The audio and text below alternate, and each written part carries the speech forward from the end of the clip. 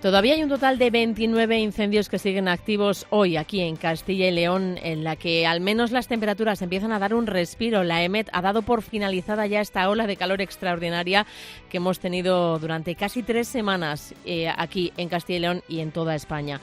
Hay 9 carreteras también de nuestra comunidad que continúan cortadas por ese fuego, y lo que hay que decir, que por lo menos también hay alguna buena noticia, es que los 2 últimos heridos por los incendios en el Bierzo y en Zamora ya han recibido el alta. El resto sigue hospitalizado. Pero es que esos incendios forestales de los que estamos hablando y de los que llevamos hablando todos estos días aquí en Castilla y León han generado también una densa nube de humo que afecta a gran parte de la población, no solo de las personas que están viviendo los incendios de cerca, sino que prácticamente en toda la comunidad. Por ejemplo, ayer en Valladolid también se notaba ese humo, que no es solo una molestia visual, sino que también representa seguramente un riesgo para la salud. Por eso hoy queremos hablar con un neumólogo, con Gustavo Gutiérrez, que es neumólogo en el Hospital Recoletas en Burgos, para que nos explique realmente qué hay en estas partículas que pueden causar problemas de salud a corto y creo que también a largo plazo. Gustavo, muy buenos días.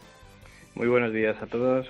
Un placer saludarte, Gustavo, para que nos expliques realmente qué es lo que sucede con humo, esta neblina que vemos prácticamente en toda nuestra comunidad, muchísimo más intenso, por supuesto, en las zonas que están siendo afectadas por estos incendios, y que creo que hay algunos componentes del humo que son lo que puede afectar realmente y que va directamente a los pulmones, ¿no? ¿Cómo actúan? Efectivamente, como bien sabemos, la inhalación de humo de un incendio pues puede tener efectos muy serios, sobre todo para la salud pulmonar, tanto a corto como a largo plazo. Es cierto que esa afectación, esa gravedad, va a depender un poco de la intensidad de la exposición, de la duración y probablemente pues también de la susceptibilidad individual, ¿no?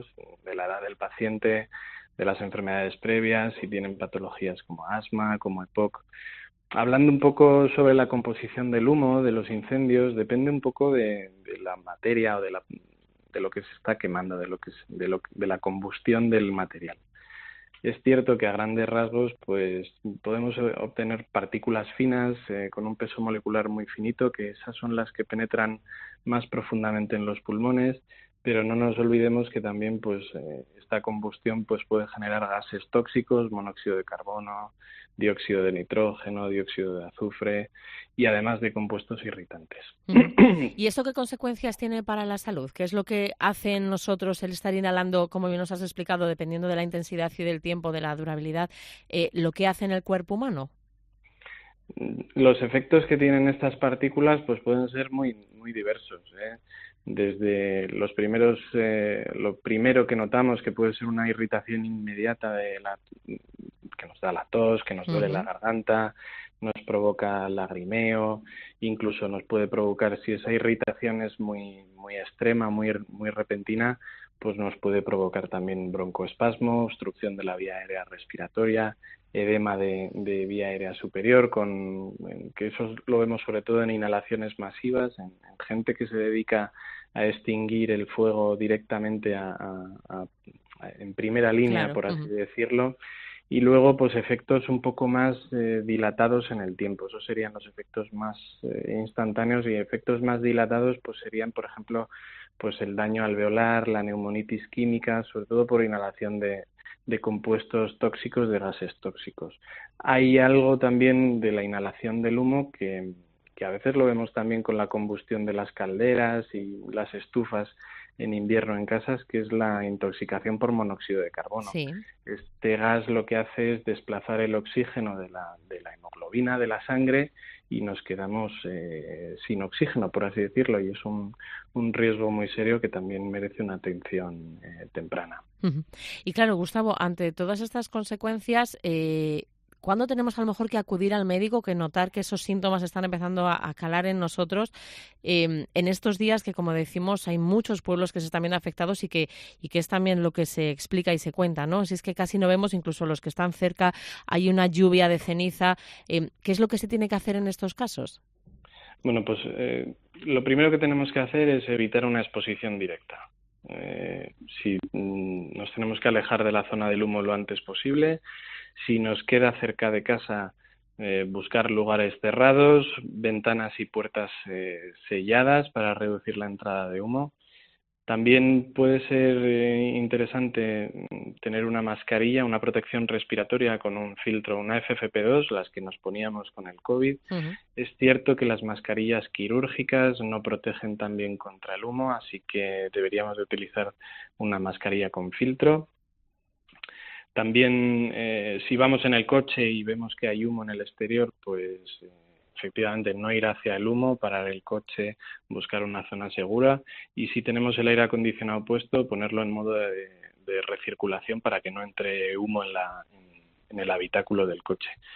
Hidratarse muy bien, beber agua con frecuencia, y los síntomas de alarma que tenemos que saber para los que acudir a urgencias, Ujú. pues son muy sencillos. Dificultad respiratoria o sensación de no poder respirar, una tos muy persistente, muy intensa. Es importante también pacientes que hayan tenido exposición al humo, que tengan mareo, dolor de cabeza o confusión. Eso puede indicar intoxicación por monóxido de carbono y deberían de acudir. Y aquellos pacientes que nos atañen un poco a nosotros los neumólogos, pacientes con enfermedades respiratorias Claro. previas, si vemos que nuestra condición ha empeorado, pues también deberíamos de acudir a urgencias y buscar ayuda médica. Claro, sobre todo estas personas que tienen, bueno, pues alguna vulnerabilidad o que tienen alguna enfermedad, como bien nos estás explicando, doctor. Pero también, perdón, se habla mucho de que no se puede hacer ejercicio al aire libre, ¿no? Ahora que parece que se ha ido la ola de calor, que todo el mundo está como deseando hacer más cosas al aire libre a horas más tempranas, abrir esas ventanas para que las casas se ventilen y entre un poquito más de fresco. Sí. También es poco recomendable en estos momentos donde todavía tenemos esta neblina, ¿no? Todavía tenemos si vemos que hay humo en el ambiente y desgraciadamente los incendios siguen activos en la mitad oeste y en el centro de Castilla y León, pues debemos de intentar evitar hacer ejercicio físico al aire libre, y si no nos queda más remedio que salir a la calle y estamos cerca de un incendio y hay humo, lo que hemos dicho, medidas de protección personales con mascarillas, con filtros FFP2, e intentar evitarlo lo máximo posible. Pues de verdad que nos ha gustado muchísimo charlar con usted, Gustavo Gutiérrez Herrero, neumólogo del Hospital Recoletas en Burgos, que ha dado yo creo que consejos muy prácticos y sobre todo también un poco de claridad, ¿no? En estos momentos en los que mucha gente que está alejado de esos incendios, pero que ve cómo sus ciudades se están llenando de humo, no se sabe muy bien qué hacer, si eso les va a afectar o no, pues sabemos que tenemos que tener tranquilidad, pero también cierta precaución para que esas consecuencias no vayan a más. Así que muchísimas gracias, Gustavo, un placer. Muchas gracias, el placer ha sido mío. Un saludo.